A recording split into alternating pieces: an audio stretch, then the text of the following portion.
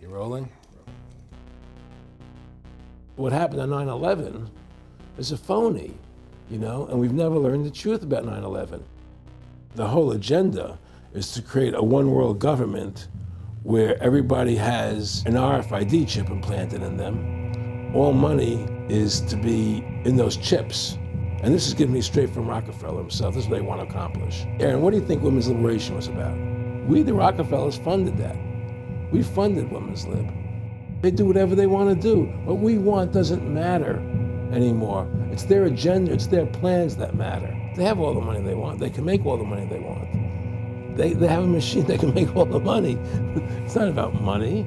It's about control. It's about their vision of how they want to see the world. You hear George Bush saying democracy means freedom. No, democracy equals New World Order. I believe God put me on this earth to be the best person I could be, and put everybody on this earth to be the best they can be. You have to stand up for what's right in life. And unless you do that, you're nothing.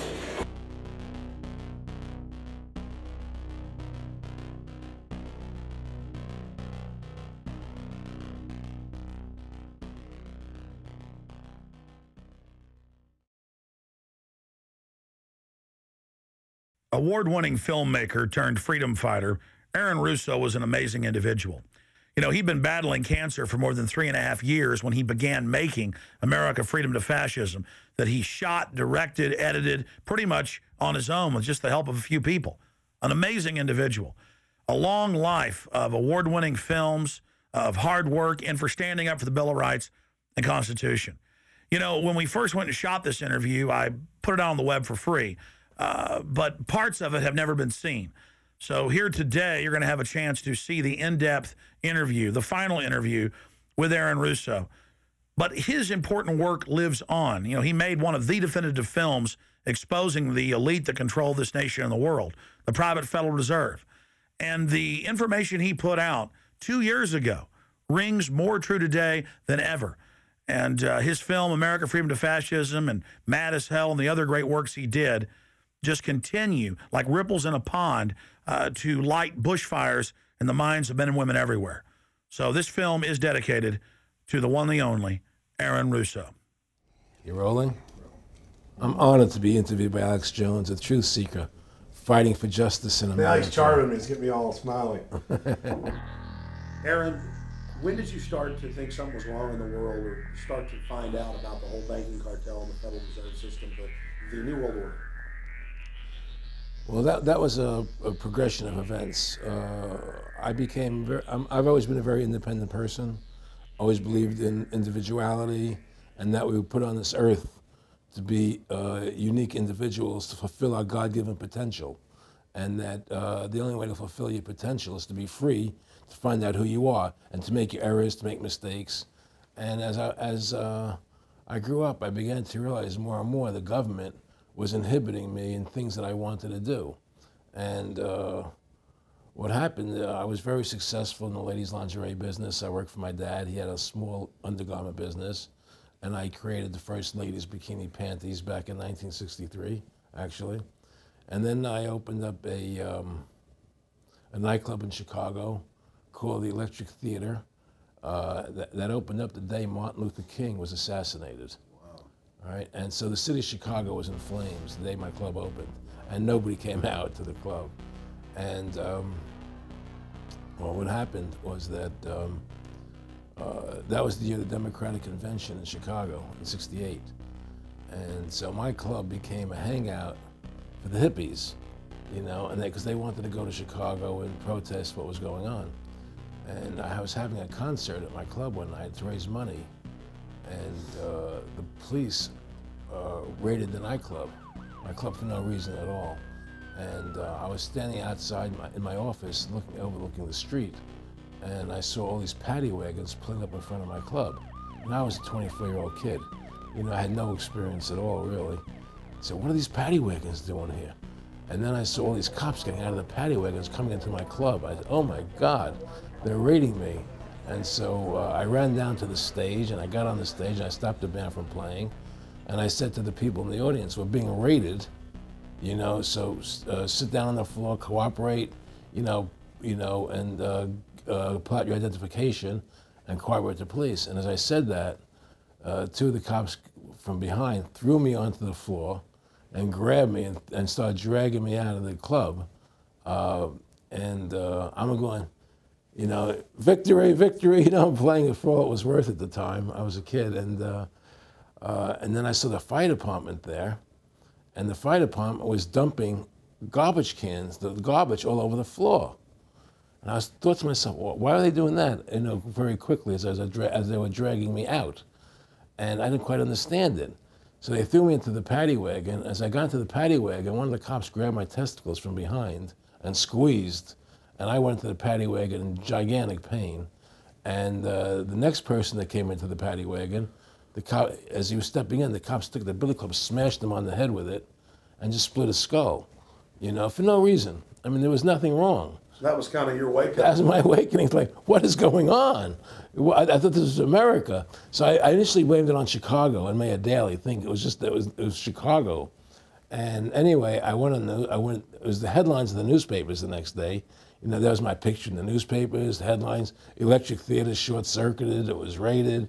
And in the article, they went ahead and they said that the reason they raided the club was because the fire department came there and saw it was messy, full of garbage, and the hippies started attacking them, which was totally not true. Those dirty hippies? It was totally false. You know, it was a complete fabrication. So they ran a false flag on you. They framed you. Yeah, of course. You know, and I was in shock. I said, people lie like that?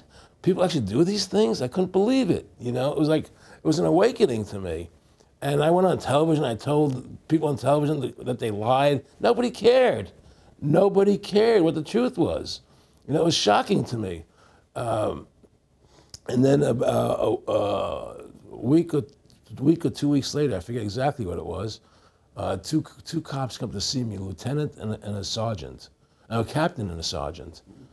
And they said, Mr. Russo, we're sorry if you got hurt that night at the club in the raid, but we're here to tell you that if you want to keep the club open, it's going to take $2,000 a month, and we're going to come see you once a month, and whenever we have to raid you, we're going to call you, you know, and we'll let you know we're going to come in tonight and raid you. This was mafia. Well, the police mafia, Yeah. you know. And actually, it was actually more interesting than that. They said, listen, there's the A plan, there's the B plan, and there's the super deluxe plan. And this one, of course, each one, of course, that much money a month. Which one do you want? What was the super deluxe? That's the one I took. That was a $2,000 a month plan. And I took that plan, and I paid them $2,000 a month, and they left me alone. And whenever they were going to raid the club, they would come there, we're going to have a phony raid tonight, you know, just to look good for the people in the neighborhood, you know. So that was your first big education? That was my education into corruption in government, you know, but I really thought that was basically Chicago. I didn't realize it was the whole country was like that. And so that was my wake-up call, that people lie and cheat and steal.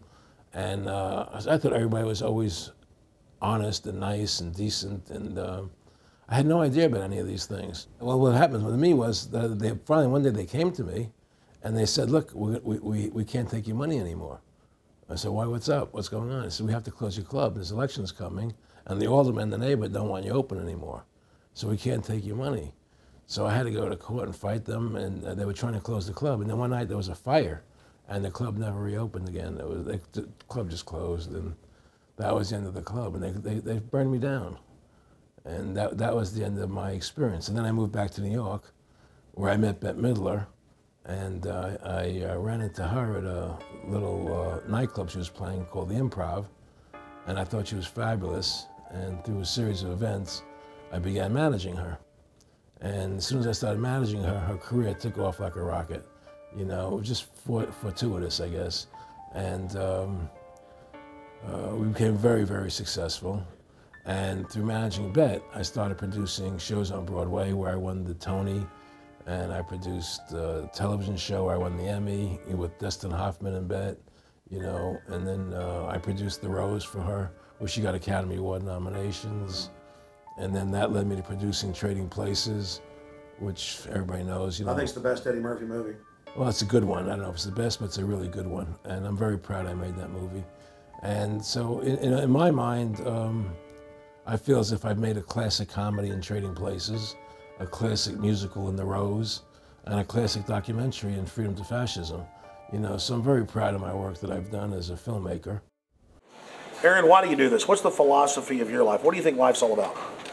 I think the importance of life is to like yourself. If you don't like yourself, nothing means anything. To like yourself means you have to respect yourself. To respect yourself means you have to take actions that you respect if somebody else did them. And what's the point of living if you don't like who you are? You can have all the money in the world, and if you look in the mirror and you don't like what you see there, what's the point of it? So to me, the most important thing is that I like who I am, and that I take actions that I would respect if somebody else did them. That you live a life of character, honesty, truthfulness, and I believe that a person has the ability to mold their character like a sculptor can mold a piece of clay. You know, there's no saying that a leopard never changes its spots. I don't believe that. I believe people have the total ability to mold their character into what they choose to be in their life, what their ideals are. And that's what I try to do with my life. I am not the same person today as I was 30 years ago. I've changed a lot because I wanted to be something better than what I was before. And my philosophy is that you have to like yourself, you have to be a decent person with character and integrity and honor. And that's what's important.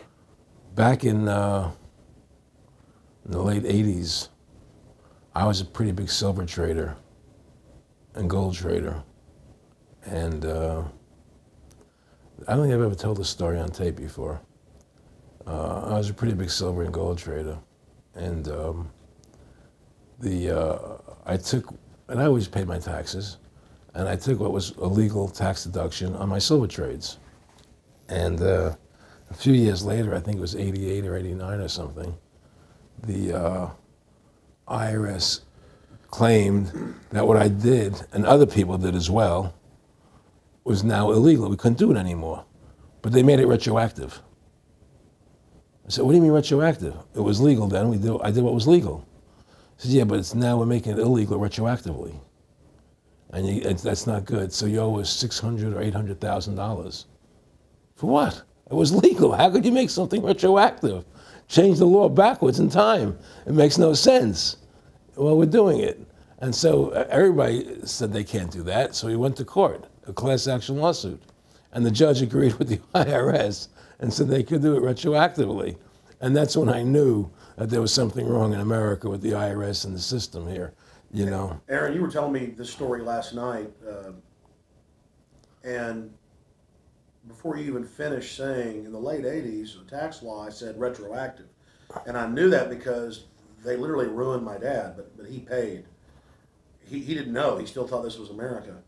And it was legal tax law, what you're supposed to do. They said retroactively you owe, and with not just retroactive, but they said you also have penalties and interest. That's right. So how do you have penalties and interest on something when they retroactively change the law? Well, first of all, they can't retroactively. How can you do anything retroactively? Penalties and interest are a farce. The whole thing, because they do whatever they want to do. And that's when I realized America is not America. It's not the land that I was taught it was. Because they can do whatever they wish to do. And there's nothing the citizen can do about it. Now, you've made America Freedom to Fascism. I want to walk through that film, and I want to encourage everybody out there to get a copy of it on DVD. It was also in theaters around the country, and I think the best film out there on the Federal Reserve and the IRS and the whole banker scam, and I want to discuss that with you here. But I wanted to go back a little bit to the point that we discussed last night, where you don't advise people to not pay. And I do the same thing. People say, well, wait, you're saying it's a scam, but you're saying go ahead and pay it. And I like the way you summed it up. Well, it's really fairly simple. I mean, since making that movie, you know, many people come to me and ask me whether they should pay their income taxes or not, you know, and I never advise people not to pay. And the reason I tell them, I said, look, I've done a lot of research. The Supreme Court has ruled that the IRS has no authority. The 16th Amendment did not give the IRS the authority to tax your labor and your wages. That's a fact. All right, the Supreme Court is the law of the land, you know, and the IRS does not trump the Supreme Court. However, that being the case, the fact is, if the mafia would come to you and say, we want $2,000 a month or we're going to hurt you, I would not advise you not to pay them, because you may get hurt by not paying them. Whether it's legal or not doesn't necessarily matter. You're going to get hurt if you don't. It's the same thing with the IRS. They can hurt you. They can put you in jail. They can torture you. So if you don't pay them, you may get hurt. So I never advise people not to pay. You know, I tell people, yeah, pay your taxes. Look what happened to Congressman Hansen. Yeah, Congressman Hansen's a great example. Pay your taxes. But you know what? Shut down the Federal Reserve System, and eventually you won't have to pay those taxes anymore. See, the IRS is a symptom of the problem. The real problem is the banking industry and the bankers in this country. That's where the real problem lies. That's the root of our problem. Well, that's why we've lost America, okay? So yeah, pay your taxes, because if you don't pay them, you might get hurt. And I've heard all the arguments, you know, what tax protesters say and so on and so forth. And I don't call them tax protesters. I call them the tax honesty movement, because they're being honest, you know, at least. But the fact of the matter is, you're being forced, you're being compelled to pay it because you're facing jail sentences, you're facing time, you're facing corruption of the courts if you don't pay, right? And so you pay it, because you just like you'd pay the mafia. But with the mafia, at least you have the government to call and try and help you to get past the mafia, to protect you. Here you have nobody to protect you. The American people are living in a matrix. They don't understand the truth of how things are working in this country, you know? And let me give you an example of what I'm talking about. The very fact is that if you ask 100 people on the street, what kind of government is America supposed to be? 99% of them will tell you a democracy. America is supposed to be a democracy. But that's a lie. That's an illusion. The word democracy is not written into the Constitution at one time. It's not in the Bill of Rights. It's not in the Declaration of Independence. The Founding Fathers hated the idea of a democracy. They thought it was the worst form of government there is. And I agree with them. Because in a democracy, 51% of the people control 49% of the people. If you're part of the 49%, you're not free. America was founded as a constitutional republic. And in that constitutional republic that we have, 99% of the people can't take away the rights of 1%. You have your rights because you were born with them. You have God-given human rights that nobody can take away from you. The government, the majority, no matter who they are, I can't take away your rights. And that's what our founding fathers gave us. But the psychological operations that they do to us, they make us believe that we're a democracy and that majority rules, you see? And they want you to believe that. Because then they tell you this poll says this many want this and this many want that and this many want this, and it doesn't have anything to do with anything. Well, Hitler was elected. Hitler was elected. Hitler did everything legally. And in a constitutional republic, a minority is protected against a majority. Wasn't it Benjamin Franklin, to paraphrase, that said democracy is two wolves and a sheep voting on what's for dinner? Exactly. And then he also said, in a republic, the sheep would have a gun to protect himself. You know, and that's the truth. America's not a democracy, but you ask the most intelligent people what form of government America is supposed to be, they'll say a democracy. Because that's what they've been brainwashed. They've been psyoped into believing that. They believe that we're in Iraq. They believe we're in Iraq to promote democracy. The word democracy, you hear George Bush saying democracy means freedom. No, democracy equals New World Order. Democracy equals slavery. The word democracy is not synonymous with freedom. It's the opposite of freedom. Democracy is the worst form of government you can have because it's majority rule. And the government can tell you exactly what they want to tell you to do because the majority wants it. I don't care what the majority wants. I live my life as I choose. And if I don't commit violence, theft, or fraud against another human being, I can live my life as I wish. That's my choice. And if I'm allowed to make mistakes, because when you make mistakes, you learn from them. You grow as a human being. We're put on this earth to become the best individuals we can be, to fulfill our God-given potential, right? We're not here to put on this earth so that the government can tell us how to live our lives and what we must do. We put into these systems and these paradigms. No. The same thing in health. You know, if you're sick, you have to have a certain protocol. Nonsense. You know, be individuals, think for yourself, have critical thinking, you know? And so what's happened is that because they've taught everybody that we're a democracy, which is not true, now, so then in 1913, they bring the Federal Reserve System into being, right? And now you have this Federal Reserve System, which then in 1913 got the right to create money for the government, when before that, the government created its own money. Now the government, when it needed money, had to borrow it from this private bank called the Federal Reserve, which is a private bank owned by individuals, incorporated in Delaware. And so what happens is now the government borrows money from them to fund the government. Then the government says, well, we have to pay these people interest. How are we going to pay them interest? Let's impose a tax on the labor of the American people, which never existed before, to pay the interest to the bankers. In fact, in 1980, Ronald Reagan said not one red cent of your income tax money goes to run the country. It all goes to the Federal Reserve. Well, it was the Grace Commission report that said that not one nickel goes to the infrastructure of the country. You know. I guess Reagan quoted that. Then. Right. And so, but the point I'm trying to make is that by creating this Federal Reserve System, the government now became dependent on these private banks for money. And they started taxing us, you see. And so now what happens is that in 35, I believe it was, Social Security started. And they gave Social Security cards, said not to be used for identification, the Social Security number right on the card, right? And through Social Security, they started deducting money out of your paycheck. That was the first time they were ever could take money out of your paycheck, because people agreed to it because they thought it was going to their retirement fund. And so then when they instituted the income tax again, they started taking money out of your paycheck because Social Security could do it. And then they could do it again.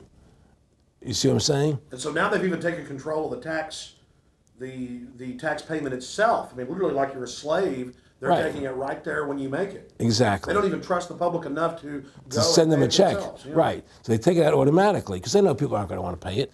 So what's happened is that through the implementation of the Federal Reserve System, the government has become vested in these bankers, and they get their money from the bankers. And so then they impose a tax on us, which makes us more slaves, makes it more difficult for us to survive, right? Giving them more profits. And now what's happened is that through the Federal Reserve System, the bankers have pretty much taken control of our government. It doesn't matter Republican and Democrat anymore, because they're both the same. Neither one of them are talking about shutting down the Federal Reserve System or stopping the payment of taxes, you know, or any of the big issues that face Americans, right? So I had a friend, Nick Rockefeller, okay, who was one of the Rockefeller family, and he, when I was running for governor in Nevada, he came to me, introduced himself to me through an attorney, and we became friends. We started talking about things, and I learned an awful lot from Mr. Rockefeller. And one of the things that we used to talk about was the ultimate plan of the banking industry, what they wanted to accomplish. And the goals of the banking industry, not just the Federal Reserve System, but the private banks in Germany and England, all over Italy, all over the world, they all work together. They're all central banks, and they're all part of the Communist Manifesto.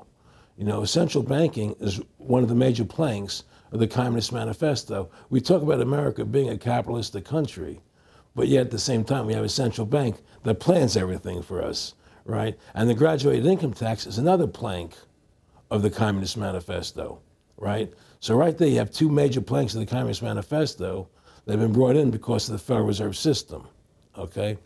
So the ultimate goal that these people have in mind is the goal to create a one world government run by the banking industry, run by the bankers, and they're doing it in sections. The European currency, the euro, and the European Constitution is one part of it. Now they're trying to do it in America with the North American Union, right? And they want to create a new currency called the Amero, right? And the whole agenda is to create a one world government where everybody has an RFID chip implanted in them. All money is to be in those chips, right? There'll be no more cash. And this is given me straight from Rockefeller himself. This is what they want to accomplish. And all money will be in your chips. And so instead of having cash, anytime you have money in your chip, they can take out whatever they want to take out whenever they want to. If they say you owe us this much money in taxes, they just deduct it out of your chip digitally. Total control. Total control. And if you're like me or you, and you're protesting what they're doing, they can just turn off your chip. And you have nothing. You can't buy food. You can't do anything. It's total control of the people. And that chip's connected to a database that has your purchasing records, what you do, what Everything. you sell. Everything is in there, you know? And so they want a one world government controlled by them, everybody being chipped, all your money in those chips, and they control the chips and they control people. And you become a slave. You become a serf to these people. That's their goal. That's their intentions. More than a decade ago, I began getting secret government documents, and we published them, where the feds were training the local police and the military that gun owners, conservatives, people that made frequent references to the U.S. Constitution were terrorists. That's a quote. But in 2009, it broke into the national media when we received the secret MIAC report from a state police officer. And that was in the state of Missouri, but the feds had written it, demonizing Ron Paul, people that wanted to end the Federal Reserve, people that wanted liberty and freedom. And now more secret reports have been released, like the Department of Homeland Security report, which the feds admit they wrote, that says returning veterans are the #1 terror threat in America, that gun owners are part of that #1 threat, that people buying ammo are the #1 threat. Think about this. You have these private bankers overthrowing the United States, and they're secretly training the police that gun owners and patriots and veterans are the #1 threat. So they're saying the American people that follow the Constitution and Bill of Rights that'll actually stand up against this tyranny are terrorists, because they are the terrorists. They are the criminals coming in with a corporate takeover, a hijacking of the nation.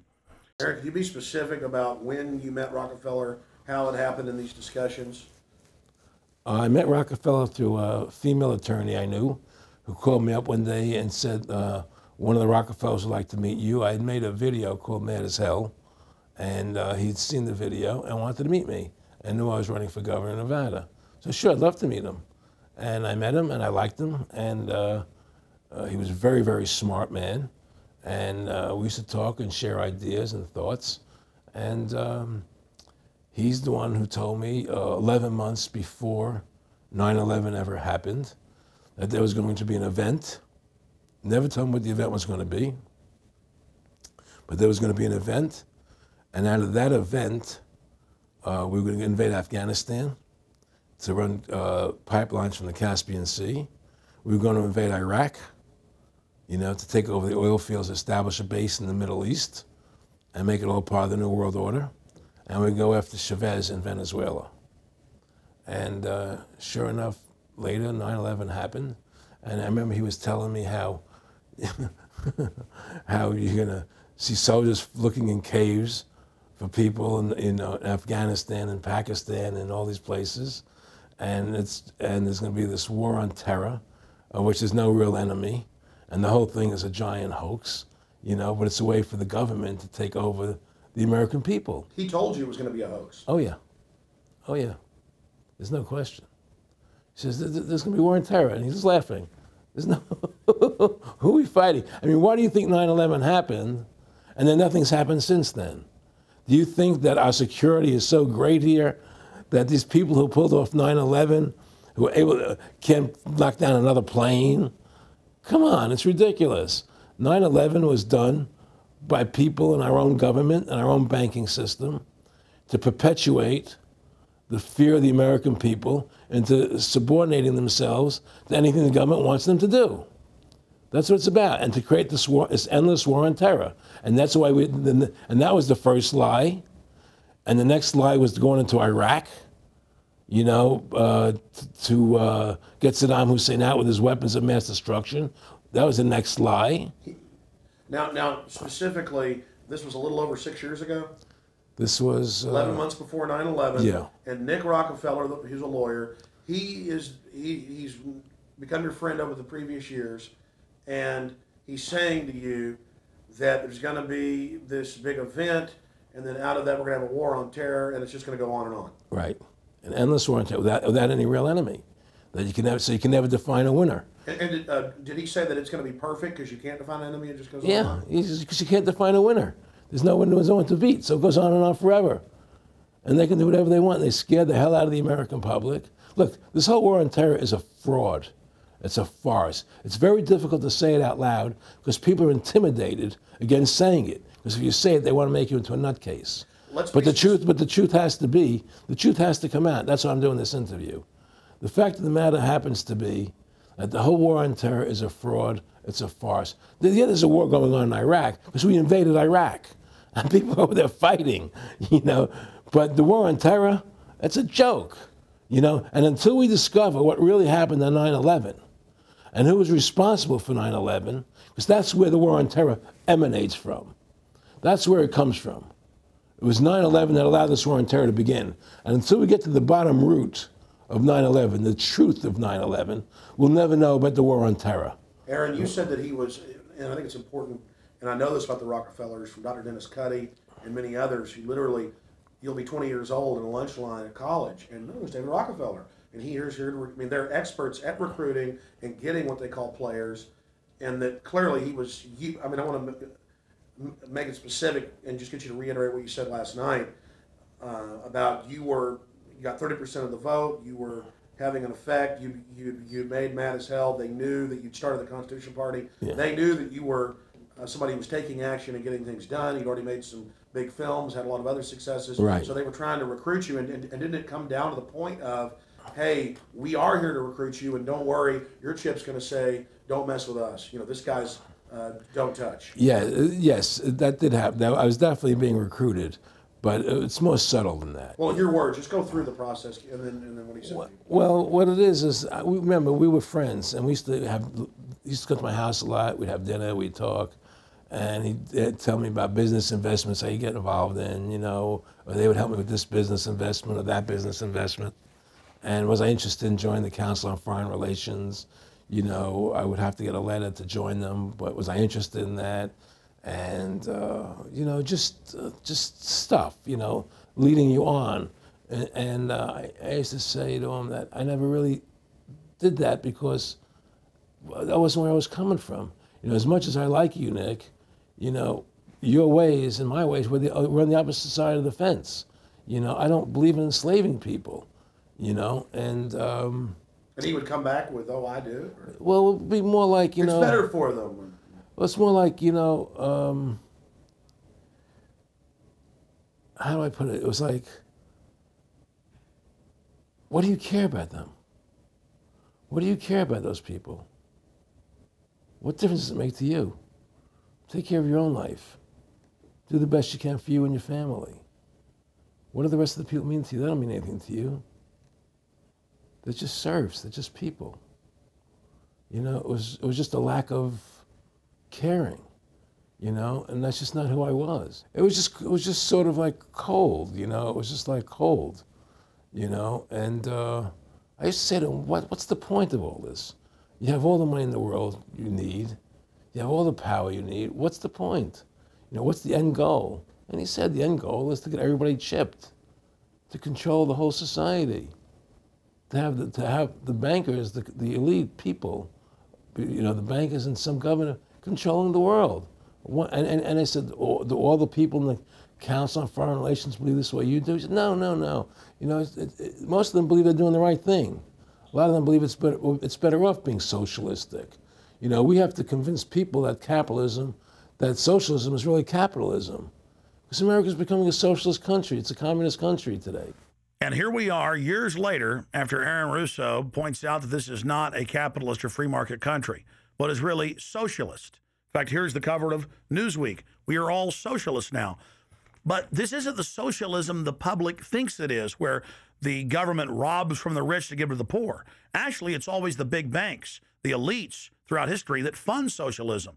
They want to use the middle class's money to basically domesticate the working class and expand the size of government so it can basically, in the end game, eradicate the middle class and have a giant submass of uneducated slaves who have no chance of ever rebelling against the tyranny, and a tiny elite in control of it all. And that is the very nature of this New World Order system. They are using big government to strangle competition, to take control of the people, to break up the family, to basically set up a global plantation or neo-feudalist state?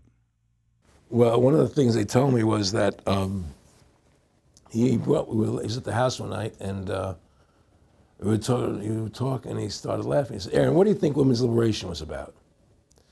And I said, I had pretty conventional thinking about it at that point. I said, I think it's about women having the right to work, getting equal pay with men, just like they won the right to vote, you know? And he started to laugh. He said, "You're an idiot." And I said, "Why am I an idiot?" He said, let me tell you what that was about. We, the Rockefellers, funded that. We funded Women's Lib, you know? And we're the ones who got all over the newspapers and television, the Rockefeller Foundation. He says, "And you want to know why?" He says, "There were two primary reasons." And they were, one reason was we couldn't tax half the population before Women's Lib. And the second reason was, now we get the kids in school at an early age. We can indoctrinate the kids how to think. It breaks up the family. The kids start looking at the state as the family, as the school, as the officials, as their family, not as the parents teaching them. And so those are the two primary reasons for Women's Lib, which I thought up to that point was a noble thing. You know, when I saw their intentions behind it, where they were coming from when they created it, the thought of it, I saw the evil behind what I thought was a noble venture. Aaron, did you know that Gloria Steinem, in one of her own books, now admits the CIA funded Miss Magazine? No, I had no idea about that. No, I never heard that.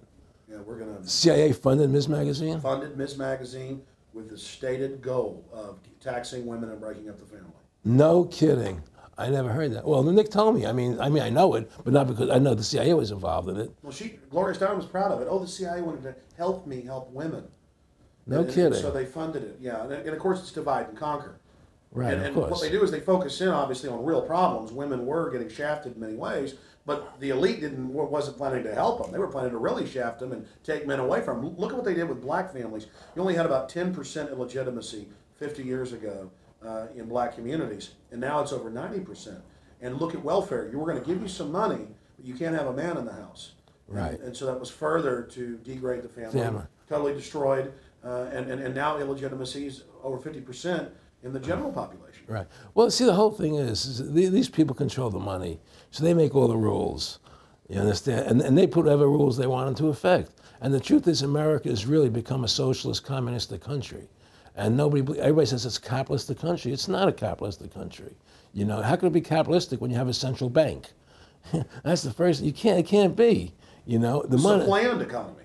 It's a planned economy. It's a phony. If they want to create prosperity, they just print dollars. They just make dollars or put digits into the economy, and then now you have prosperity. You don't have real prosperity. You don't have real manufacturing. You just have money being injected in. It's an infusion of credit, which only makes the government go into more debt. Into more debt.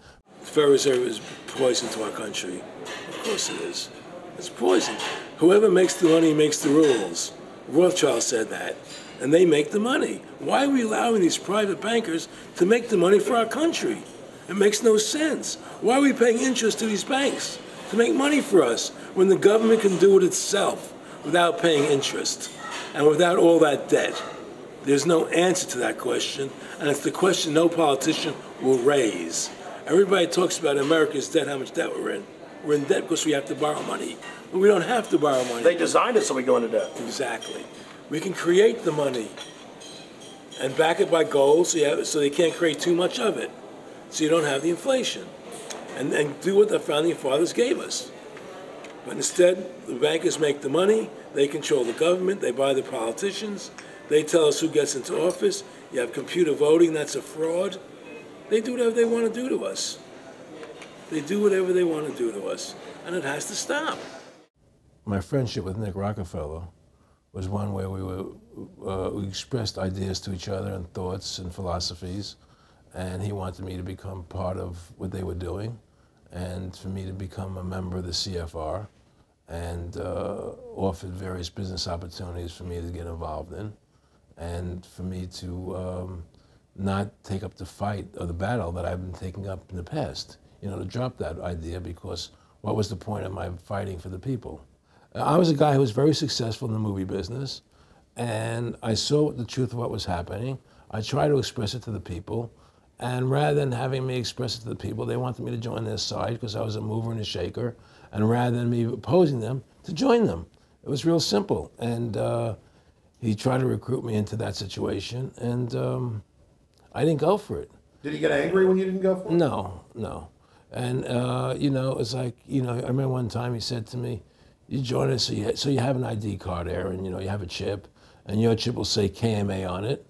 And I said, what does KMA mean? He said, it means kiss my ass. And anybody stops you, a cop or whatever, and you show them your card or your chip, and they'll know to leave you alone because you're one of us.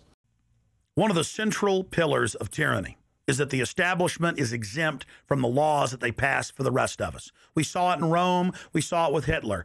We saw Richard Nixon saying, look, I'm the president. If I break the law, it's not illegal. We saw George Bush and Dick Cheney say that. We see Barack Obama continuing that, saying, I'm not going to give detainees real trials. I'm going to give them secret kangaroo military commissions trials, and we're going to hold them in secret camps, and I've got executive privilege. It's the same thing over and over again. And one example of hundreds that are out there was a story back in April of 2008 out of the Orange County Register.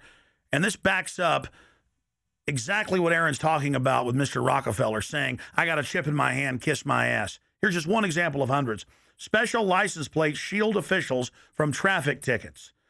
And it goes on to say that 996,000 plus vehicles in California are exempt from no insurance, reckless driving, speeding, running through toll booths, running red lights, on and on and on. And who is it? It's state employees. It's federal employees that can go and get exempt. It's police. It's government bureaucrats above the very laws they try to enforce on us. This is tyranny. And so literally all over the nation, they've tried to pass it in Texas but failed. They want it where the police are above the law, where the government officials are above the law, where they have immunity, where they can't be prosecuted for crimes. Congress exempts itself from most of the tax laws and other laws that they put on the rest of us. They're exempt from Social Security, and they get a pension that pays out on average 5 times what citizens get. Again, it's already happening. So the chip in the hand and saying they're above the law under the guise of national security, that's what the 1947 National Security Act and now this whole Homeland Security system is all about. Why are you fighting for the people for? What is that about? The people just, you know, they have to be ruled. They have to be, you know, the Constitution, what you're standing for is only for a few people. It's only a few individuals that can live that way, you know, and we believe that it's best for society to be ruled by an elite people who control everything. And I said, I don't believe that. You know, I believe God put me on this earth to be the best person I could be, and put everybody on this earth to be the best they can be, not to be a slave and a sheep to you and these people. And I don't understand why you want to control everything. What is the need for that, you know? And I asked them, do all the people in the Council of Foreign Relations feel the same way you feel? He said, no, a lot of them think they're doing the right thing. They think that socialism is the best way to go. They think that, that they're doing the right thing. But the people at the top, they all know the truth of what's happening.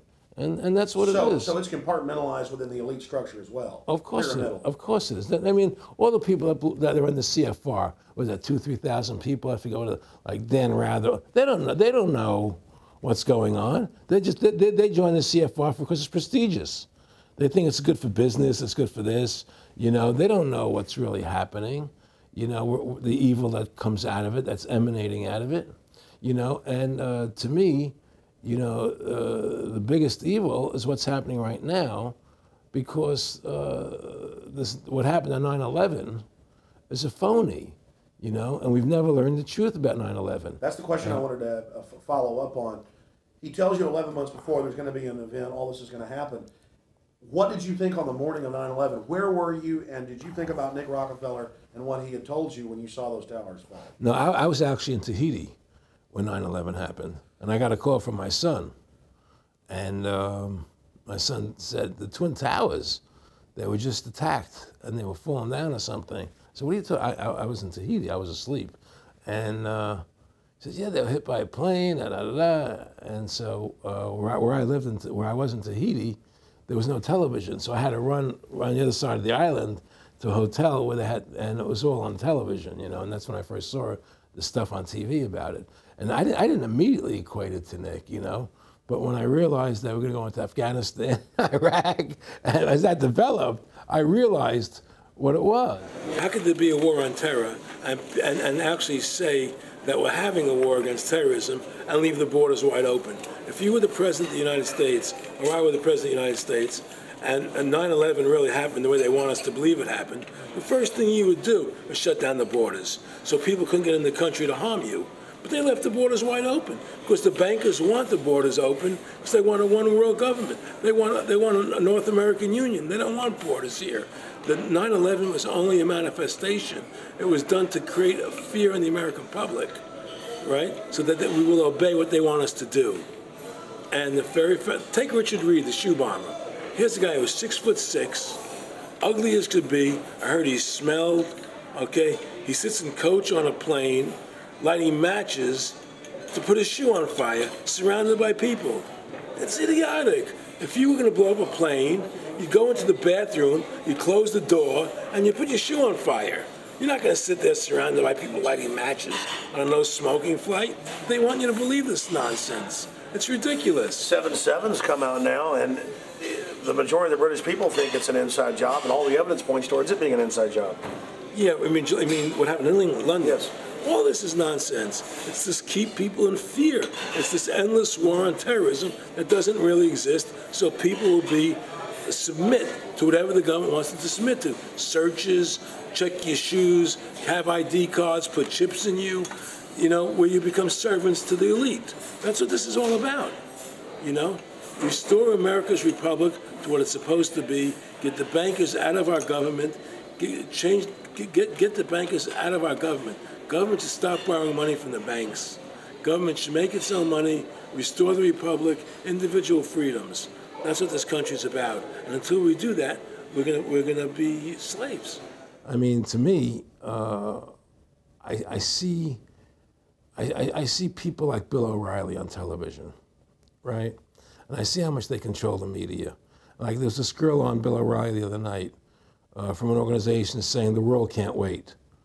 And this girl was spot on. Everything she was saying was the truth. And all Bill O'Reilly could do was call her a lunatic.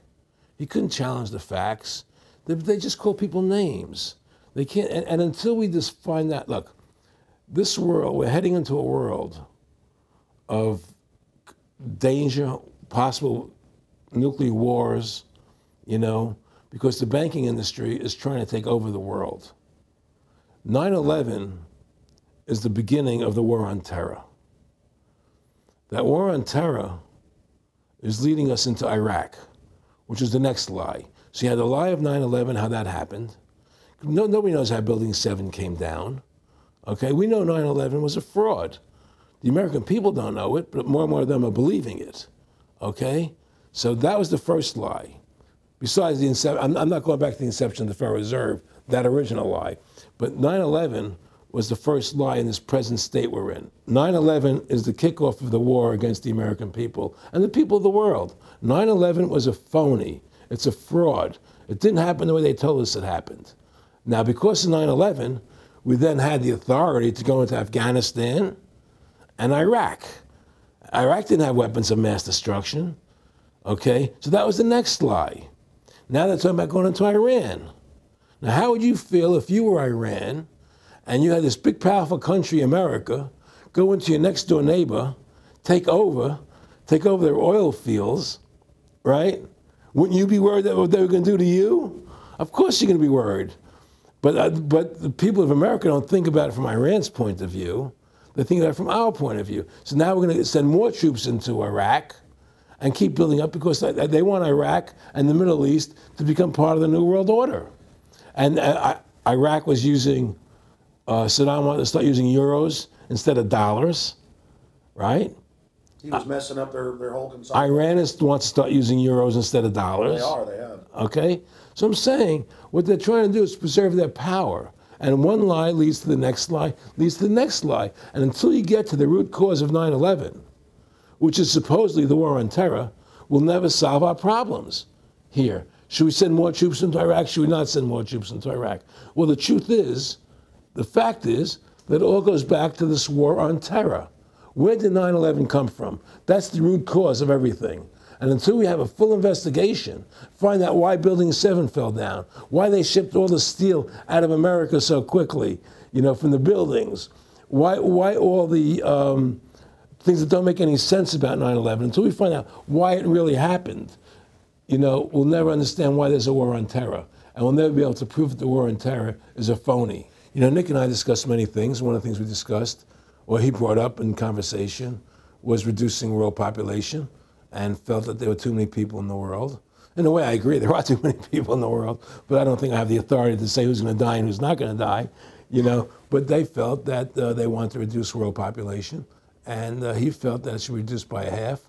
He even mentioned to me once they were having a real problem trying to solve the Israel-Palestinian problem. And he talked to me once about they were playing with the idea of bringing Israel to Arizona, you know, and taking all the people from Israel and giving everybody $1 million and setting up Israel in the state of Arizona. Unbelievable. To end that problem, because that's a problem that they're not in charge of, in a sense. They're not controlling that problem. They're very arrogant. They can do whatever they want to do. We've given these people the authority to create money out of thin air, and through that device, they control everything. And if you want to win the battle to stop that, you have to deny them the ability to create money. It's only because they can make money that they have all this power. They literally have the money machines. They have the money machines. They can print it. They can do whatever they want to do. They own everything. Aaron, we take over pretty quick. If we were the guys that issued the money, everybody had to come give us real assets for the use of this money we just printed up. You know, people.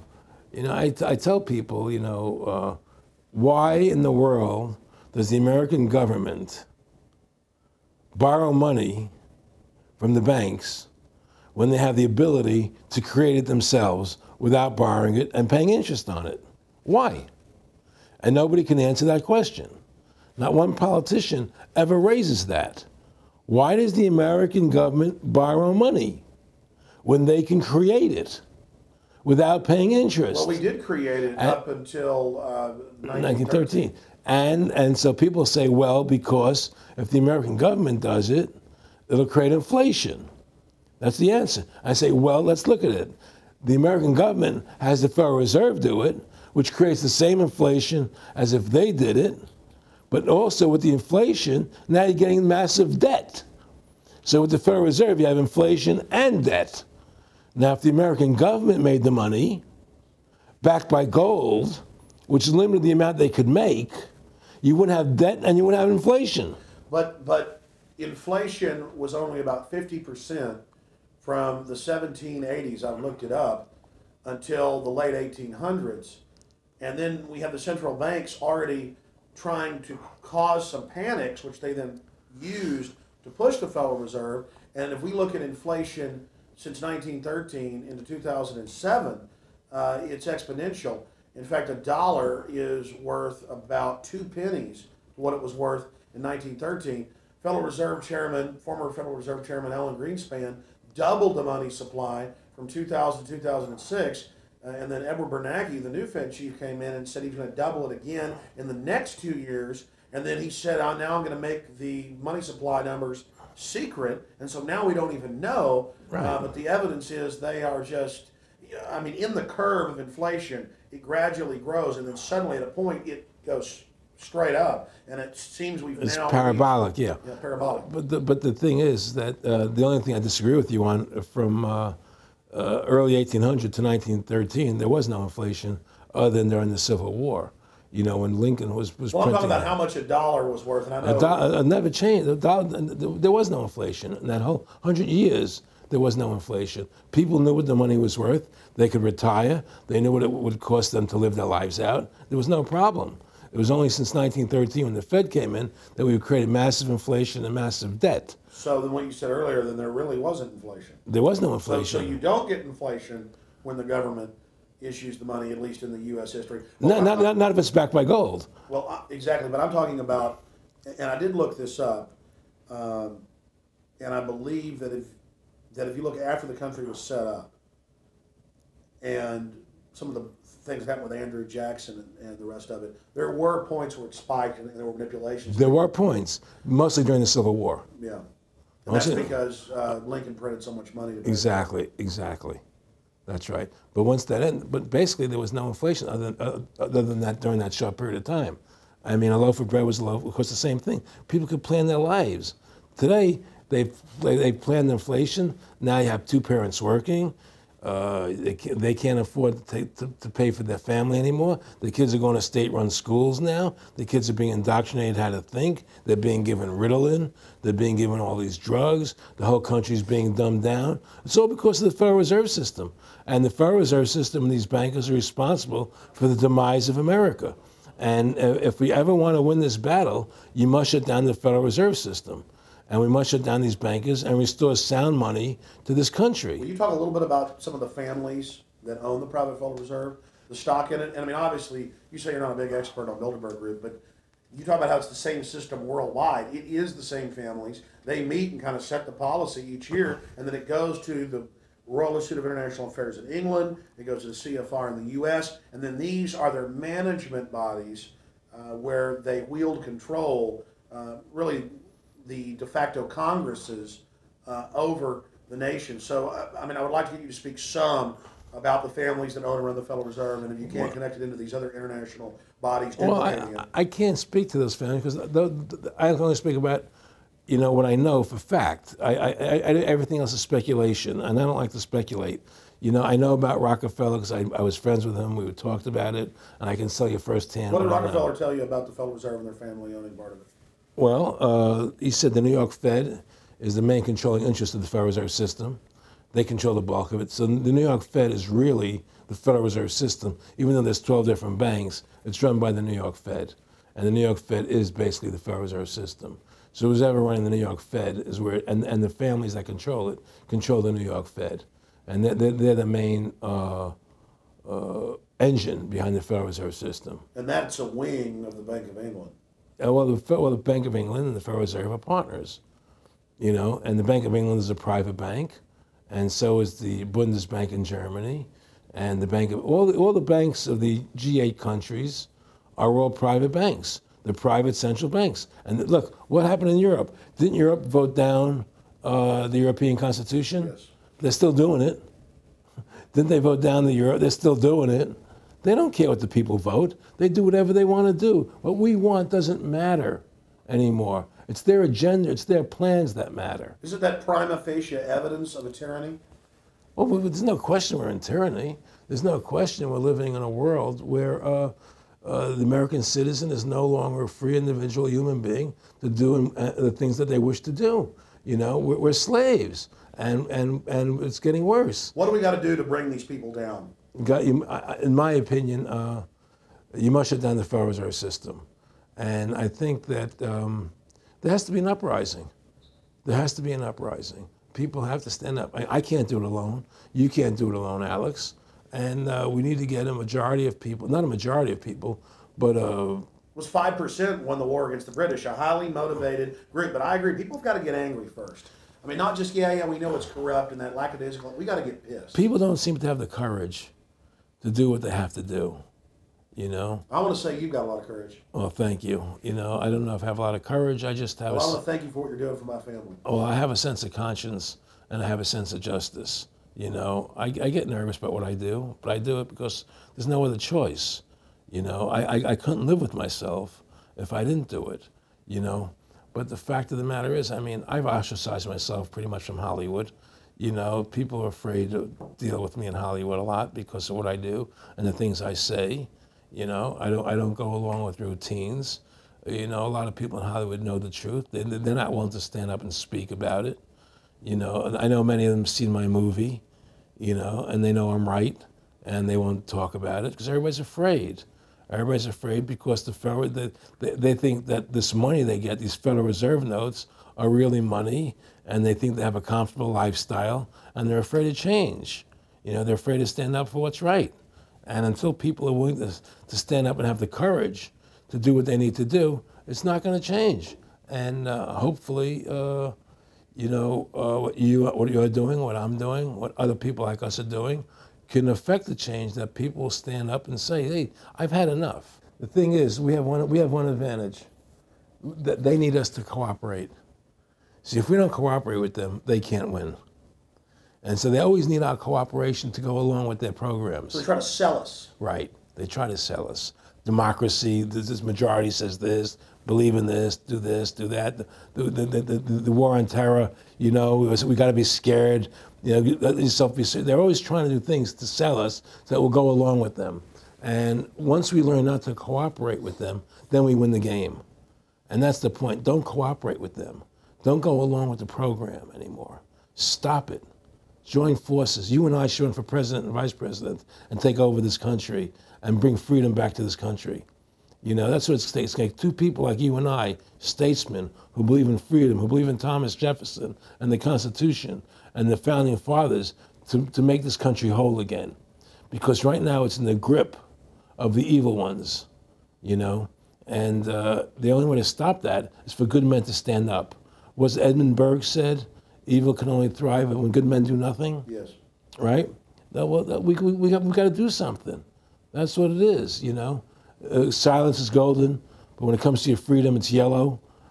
You know, we have to stop being scared. We have to stand up and do what's necessary to take back, to stop these bankers, these elite, this government full of lies, congressmen full of liars, you know? People destroying our borders, you know, creating a government. I mean, imagine this. Here you are in America, and they're combining America, Canada, and Mexico into one country, the North American Union, and the American people don't know anything about it. It's not even in the press. They'd rather talk about Rosie O'Donnell and Donald Trump calling each other names than discussing the fact that we're merging into one country. The press doesn't even report it. Or that Paris Hilton doesn't wear underwear. Yeah, Britney Spears. But I mean, who cares? I mean, the fact of the matter happens to be that tells you how controlled the media is. Here you are combining America, Canada, and Mexico into one country, and you don't see it in the press. Unless maybe it's Lou Dobbs. You don't see it in the press. You just don't see it. It should be the top story everywhere. Everywhere, and not a word about it, really. Why? That tells you there's the evidence that it's controlled. They don't want the American people to know what's going on. That's why they don't protect our borders. That's why we're losing our Constitution, the very document that secures our freedoms. There is a rising tide against it. There is a rising tide, but we have to mobilize. We have to mobilize. And we have to get all the good people in this country to stand together and say, I'm not going to take it anymore. Well, I think if you analyze the situation, and if you realize that since the Federal Reserve has come into being in 1913, illegally, without a constitutional amendment, by bribing a few senators during Christmas vacation, they turned over the most important power that the American government has, the creation and issuance of money, to a private bank. Through that private bank issuing money, they have destroyed this country. They have destroyed the purchasing power of the money in this country. They've created social programs that are destroying this country. Thanks to the work of Aaron Russo and Ron Paul and many others, folks are starting to find out who the real enemy is. Offshore private banking corporations that have engaged in a hostile corporate takeover of the United States and almost every other nation on the planet. And the private Federal Reserve is their beachhead here in the United States. Ron Paul has introduced H.R. 1207 that at time of taping has over 87 sponsors, just to audit the private Federal Reserve that arrogantly says it's above all U.S. laws and above all three branches of government and that no law enforcement can investigate them. I mean, how asinine is that? How above the law is that? How ridiculous is that? Everybody else gets audited. Nobody else is above the law but them, this group of plutocrats, this group of polycentric bankers that are setting up this neo-feudal world system. Now, they've taken over our government, both Republicans and Democrats. There's no difference anymore between the two parties. They control both parties. It doesn't matter to them which one wins, because who's ever running for president will be someone they anoint, okay? Whether it's Hillary Clinton or John McCain running for president next year, they're going to be people that are going to do what they want them to do. And the fact of the matter happens to be that you can't win an election unless you have enough money to win. They make sure who gets the money. The most important point is they control both parties. And the public continues to only focus in on the distraction of the left puppet and the right puppet instead of looking at the puppet masters. In fact, more and more of this is coming out. Top Senate Democrats, bankers own the U.S. Congress. Senator Dick Durbin on Chicago radio station last week blurted out an obvious truth about Congress. This is from Salon, that despite being blindly obvious, it is rarely spoken. And, quote, the banks, hard to believe in a time when we're facing a banking crisis, that many of the banks created are still the most powerful lobby on Capitol Hill. And frankly, they own the place.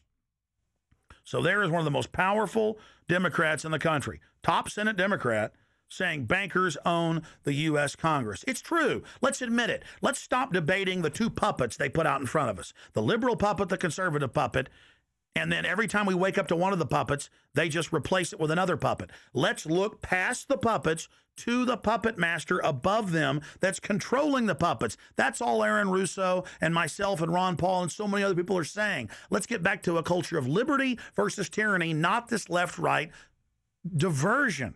You know, when folks are sick of Obama in 4 to 8 years, they're going to put a Republican in, and they'll put out different rhetoric, but carry out the same operation. Because as the top Senate Democrats said, the bankers own the place, even though they engineered the crisis. And make no mistake, they did engineer it by design.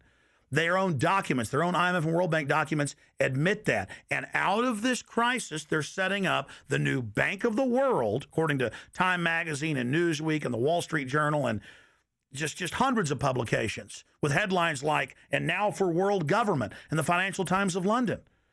They create the crisis and then say, okay, our Ponzi scheme's falling apart and bankrupting you. Give us $12.8 trillion in the first 6 months of the banker bailout. And now they say, we'll set up a Bank of the World you pay your carbon taxes to, and private bankers will rule your life, and we'll pay private greenhouse gas carbon taxes to two firms owned by Al Gore, and this is publicly admitted.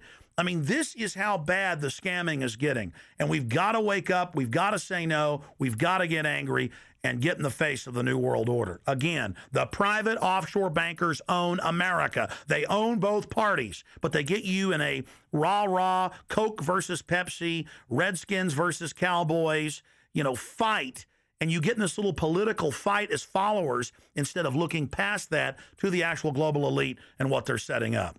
So through these bankers attempting to taking over America, knowing that America was the freest nation in the world, it was necessary for them to take over America, take away our gun rights of freedom to bear arms, and create a country where we become slaves. Because once they take over America, the rest of the world becomes a lot easier for them.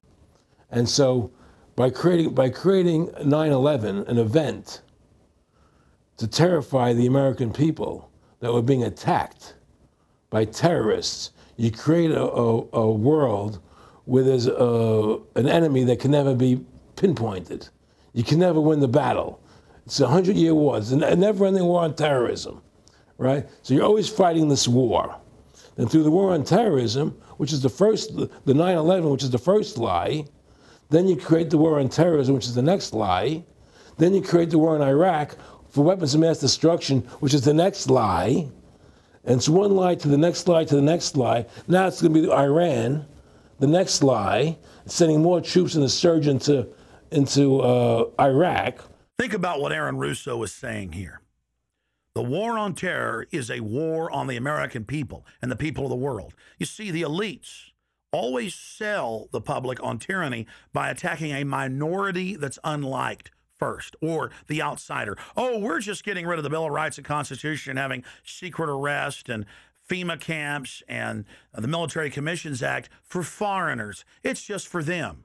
And now the federal government has been caught saying that gun owners, conservatives, people buying ammunition, they've been caught saying that returning veterans are the #1 threat to Homeland Security. And in a way, that's true. People that know about the Bill of Rights and Constitution and know that our country is being taken over and hijacked by foreign banks, I guess they are the threat to the criminals that have done this. That's all the New World Order is a private corporate takeover of the nation states, of the governments of the world.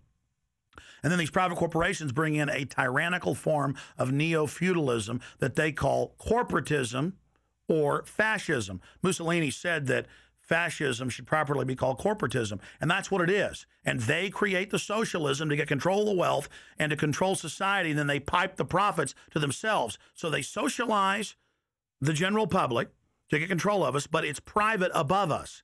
It's basically just slavery. Now, think about what AaronRusso was saying here, and it's absolutely true.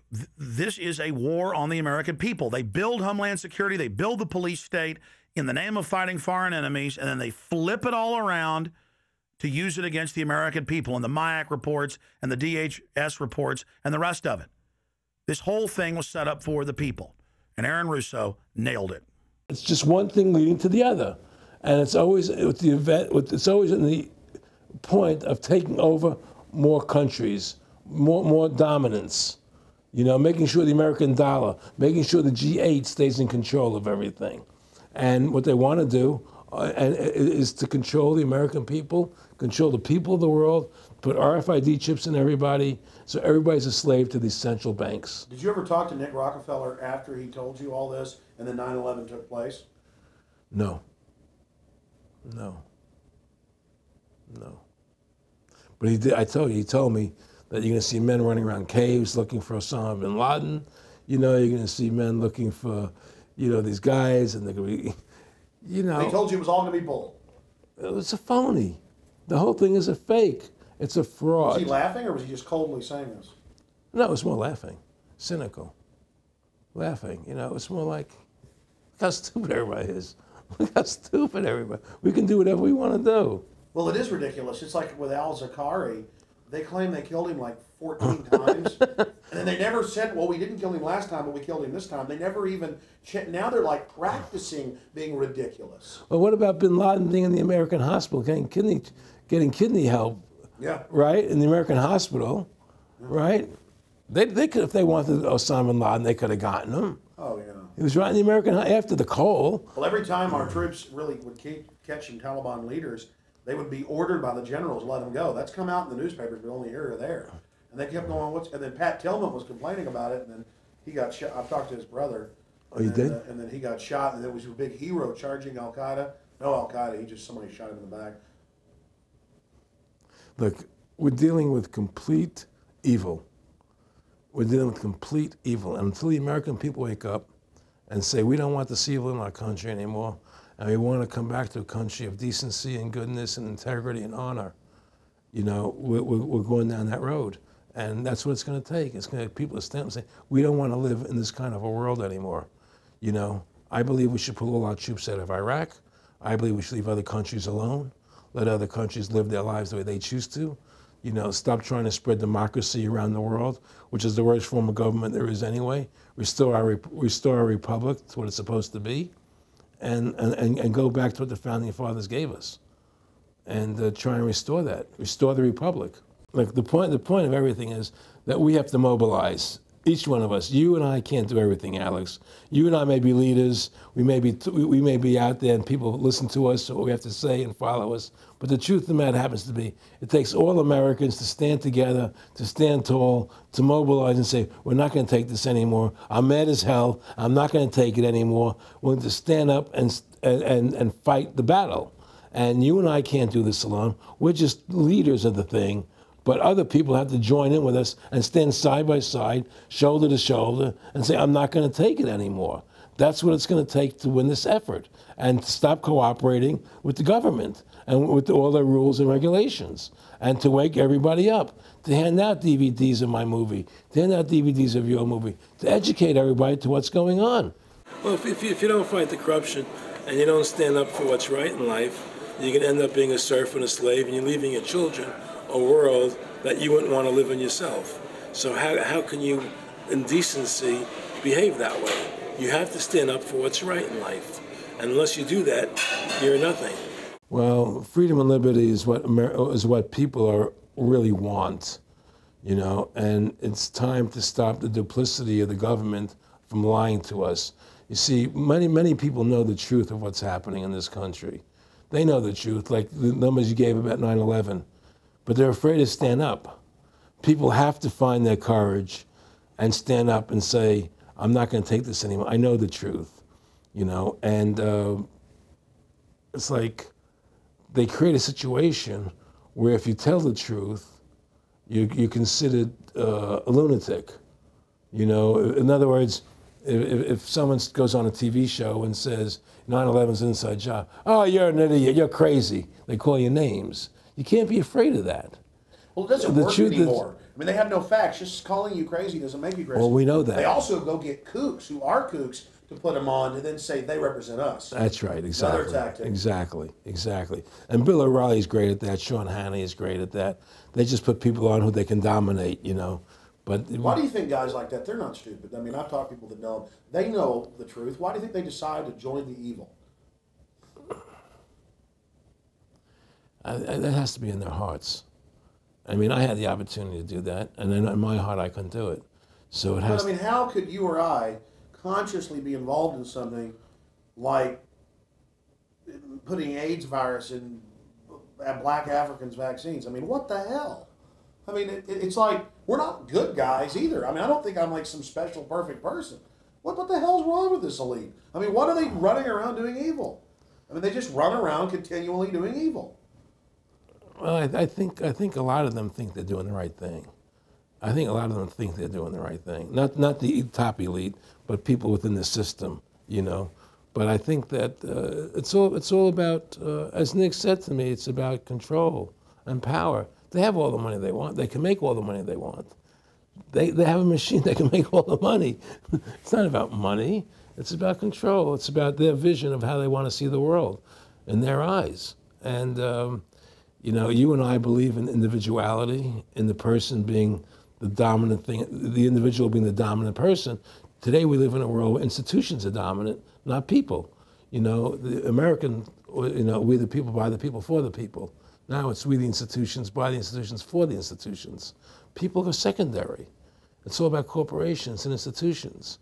And the Federal Reserve is the biggest institution in the world. You know, if you ask somebody what's the biggest corporation in the world, they'll say Google or Walmart or Exxon or something. But the biggest corporation in the world is the Federal Reserve System, right? And all the other corporations feed off the nipple of the Federal Reserve System. Well, it's like the Monopoly game. The bank always wins. It has unlimited money. It's not the people playing on the board. Exactly. The bank owns the board, the box, the shelf it's sitting on. So that's because you gave them the ability to make the money. You have to take that away from them. We need to take the bank away from the private bankers. Exactly. You have to take the creation of money away from the private bankers, and you'll solve 95% of your problems. Well, let me look at America. 10% growth rates every year like China's having right now. The U.S. had 10% growth rates until the Federal Reserve took over. And then if you look at that, it all starts really going downhill from there. Well, they destroyed the American worker. What they've done, here's what's happened. The Federal Reserve has created this massive inflation in America, which means that the American worker has to keep making more money to keep up with the cost of living. The more money they make to keep with the cost of living, the less competitive they become in the world economy. So now what happens is we have to pay our workers so much to keep up with the cost of living, say, well, screw the American worker, let's go overseas now and get the cheap labor. But really, that's a war being waged against the middle class. Of course the bankers print the money. Really, this is a war being waged against the middle class. The bankers print the money. Everything they're doing is about destroying any private pools of wealth or independence. Yeah, but what I'm trying to say is, because of the inflation that they've created, they've now allowed other countries to outcompete us. You see, because other countries don't have to pay as much money as we have to pay here to our workers to survive. Yes. So now we're not competitive anymore. So we've lost our manufacturing base. We've lost our competitive. In the old days, the American worker, you wanted to buy everything American. You wouldn't buy anything from Japan, which was cheap crap. And what does that leave us? It leaves America this military force, and so the elite's giving us a deal. We'll continue to build up your military and give you homeland security jobs, shift your economy over to being the bulldog enforcer of the New World Order. Exactly. You can either do, and by controlling the economy, they force everybody into that position. That's exactly correct. That's exactly correct.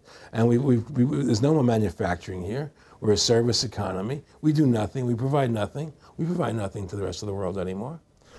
Well, first of all, Freedom to Fascism is a movie that everybody should see, because we show the fraud of the income tax. We show how judges put people in jail for no reason.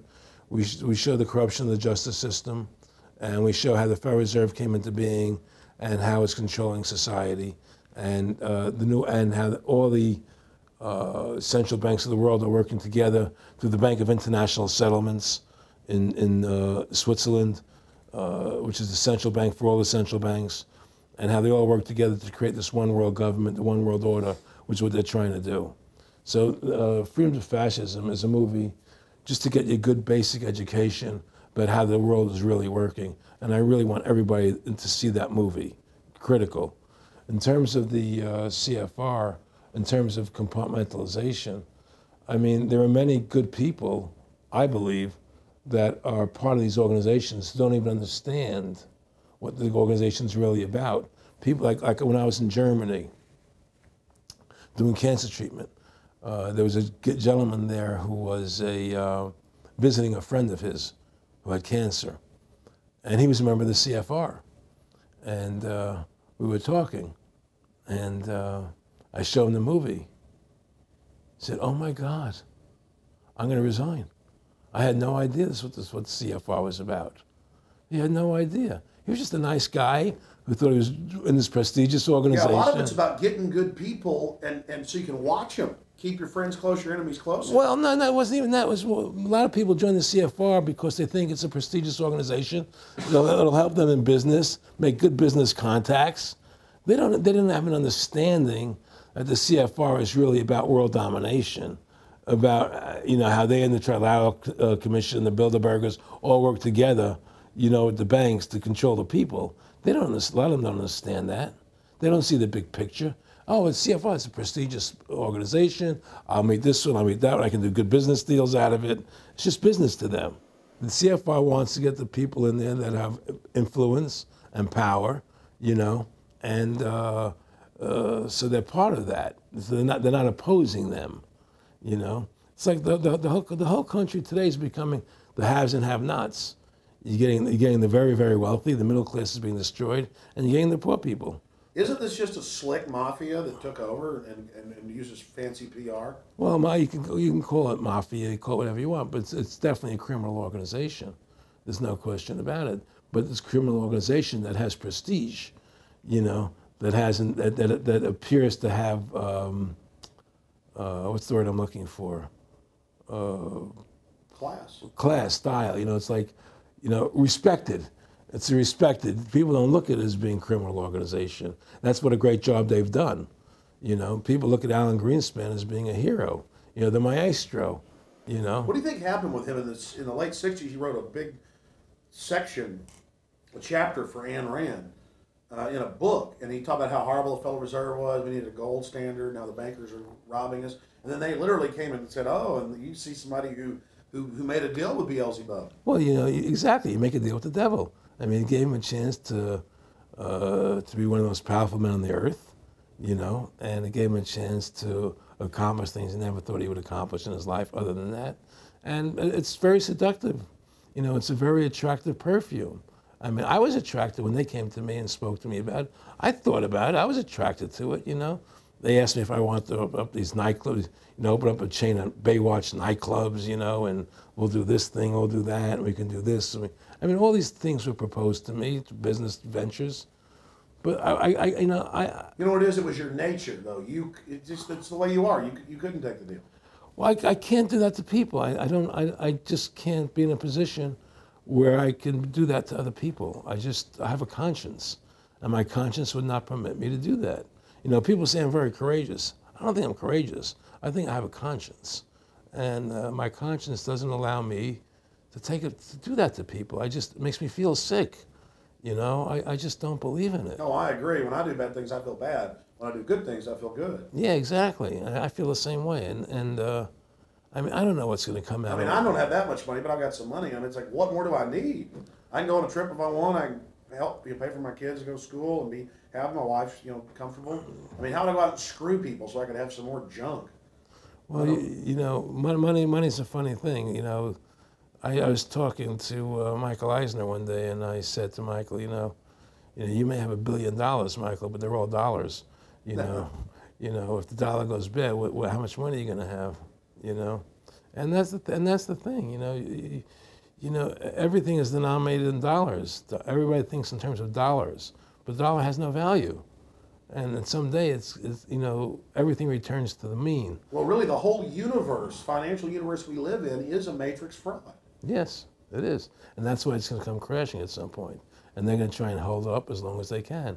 I mean, whenever they want to manipulate the markets, they can. If they want to send the price to go down lower, they can. If they want to send the stock market up, they can. They do that. There's no more free markets. You don't live in a society where free markets rule anymore. You don't live in a capitalistic society, you know. But meanwhile, they say it's capitalistic Right. and free market all day, when really they're waging war financially and politically. Exactly right. Aaron Russo, I want to thank you for this interview. Anything else you want to add? No, I'm happy to do it for you. How about your website? My website, freedomtofascism.com. Go over there, take a look at it, you know. But just, folks, you know, all I can say is, you know, take our country back, restore the Constitution. Don't let these bankers do this to us anymore.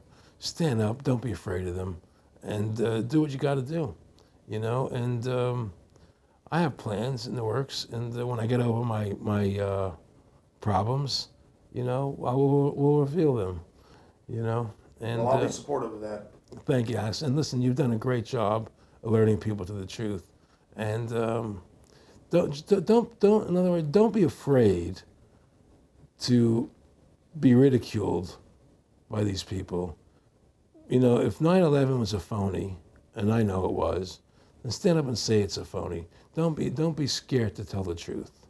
Don't allow their, you know, their powers of trying to make you look silly to frighten you. What do you think of what Charlie Sheen did?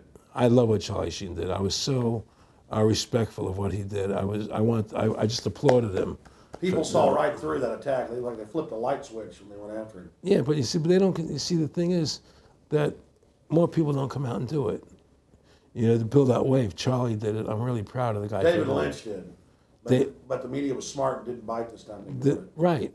I mean, a few people have, but they're not picking up on it because they control the media. James Brolin did on The View. I heard that as well. But again, they're not picking Barbara up. Walters looked like she's about to have a heart attack. But they don't pick up on it. You see, they don't allow it to go anywhere. You know, it comes if someone says something, they let it die. You know, but they keep perpetuating, you know, the war on terrorism. They keep perpetuating all these things that are lies. And because we've given the Federal Reserve the money-making power, they control the media, they control the government, and they're all in bed together. So you're fighting all this propaganda all the time. And it's a very difficult fight. Americans, mobilize. Stand together, stand tall. Tell the government you're mad as hell. No longer cooperate with the government. Do not accept the national ID card. Do everything in your power to restore freedom and your individuality back to America. Stop being a country run by the institutions for the institutions. Let's go back to we the people, by the people, for the people, as opposed to we the institution, by the institution, for the institution. Stand up for your individual rights. Stand up for the godliness that's in each and every one of us. Thank you for watching this historic interview with Aaron Russo. Please don't just stand down after watching this film. Research the private Federal Reserve for yourself. Realize it is the main head on the Hydra that we have to go after. Realize that we can fight the political parties all day, but until we go after the heart, the root of the problem, nothing's going to get better. We have this ruling class of private bankers that issue all this fiat currency, and they have committed unbelievable crimes and have the audacity to claim that they're above the law. Ladies and gentlemen, now more than ever, we don't have a choice. It's us or them. Either the New World Order is removed from power, or the world faces more wars, more tyranny, and a nightmarish police state carried out by these eugenicists. So in the memory of Aaron Russo and every other freedom lover out there in history, and for the future of our children and the species, humanity itself, let's call for grand jury investigations of the private Federal Reserve. Let's arrest the bankers. Let's kick these foreign corporate criminals out of our country and get our constitutional republic back. Let's stop being distracted and diverted by the liberal and conservative puppets they stick up in our faces on television. Let's look past the front men to the actual architects of the New World Order and bring them to justice.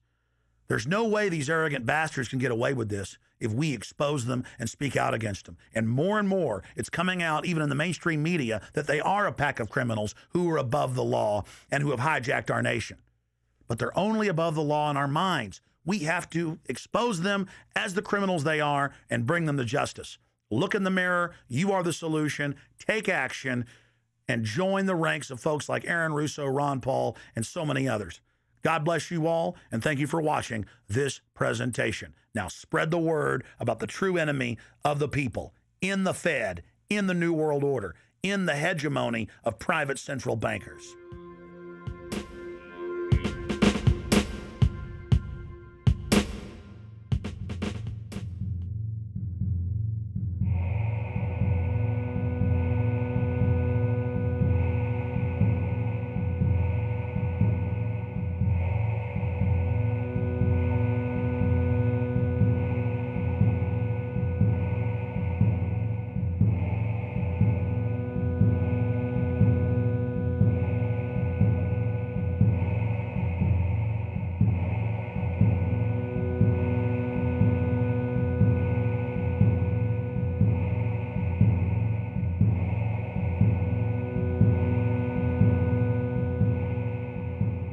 It is a big idea, a new world order. In the near future, Earth is dominated by a powerful world government. It's known as the Bilderberg Group. Could their objective be world domination? For thousands of years, their dark order grew. Now, as they hail the birth of the New World Order, their great dream of exterminating 80% of humanity is at hand.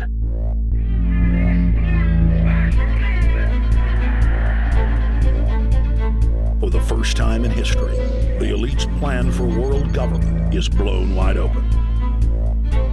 You will learn the secret that drives the entire New World Order agenda. Bilderberg is making great progress toward a world government, and only an educated, informed public can stop them in their tracks. Alex, it's Chalabi, eh? For the first time, all the pieces have been put together. The dots have been connected, and the picture is crystal clear. Earth's ruling elite believe they have discovered the fountain of youth. But before they can attain it, 80% of us must die. A psychopathic technocracy is establishing world government so there can be no escape from their plan.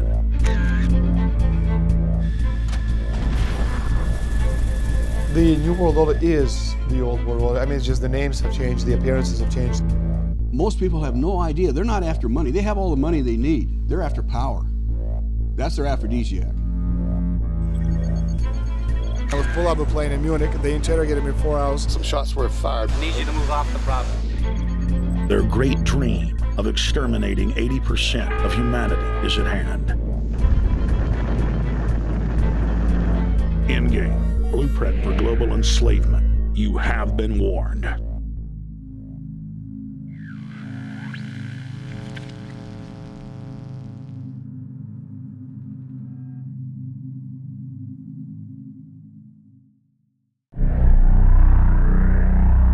Obama is notoriously a liar. We need to go to where the real architecture of government is, and it's not in a president. Wall Street has hijacked Washington in broad daylight.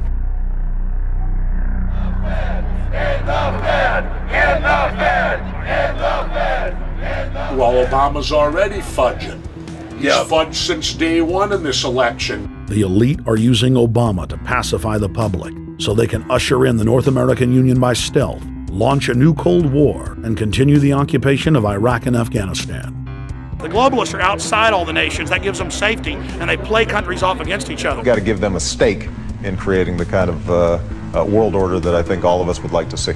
Partnership and cooperation among nations is not a choice. It is the only way.